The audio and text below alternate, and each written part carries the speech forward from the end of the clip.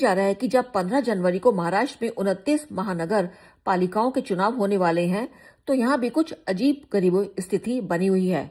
हाल यह है कि जहां मित्र दल एक दूसरे के खिलाफ खड़े हो गए हैं, वहीं कट्टर विरोधी एक दूसरे से दोस्ती निभा रहे हैं।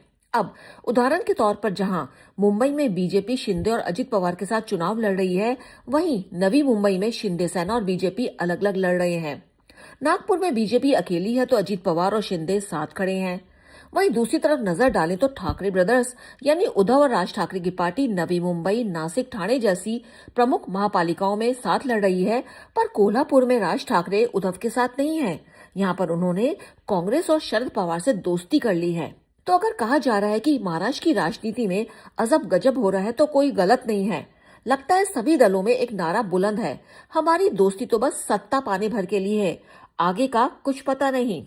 पर महाराष्ट्र महानगर पालिकाओं के चुनाव में जो जबरदस्त रायता फैला हुआ है, उसके चलते यहाँ की आम जनता बहुत ही कंफ्यूज दिख रही है, क्योंकि उसे पता ही नहीं चल पा रहा कि कौन सा दल किसके साथ है। वैसे आपको बता दें कि सबसे पहले बेमेल राजनीति गठबंधन बनाने का सिलसिला साल 1966 में शुरू हुआ, जब कांग्रेस के विरोध यानी इंदिरा गांधी के विरोध में जनसंघ यानी आज की बीजेपी, उसके साथ मोरारजी देसाई का संगठन कांग्रेस, सीपीआई, सीपीएम और समाजवादी पार्टी दल सब एकजुट हो गए थे। पर कहा यही जा सकता है कि उस समय पार्टी के खिलाफ लड़ने के लिए बेमेल गठबंधन हुआ।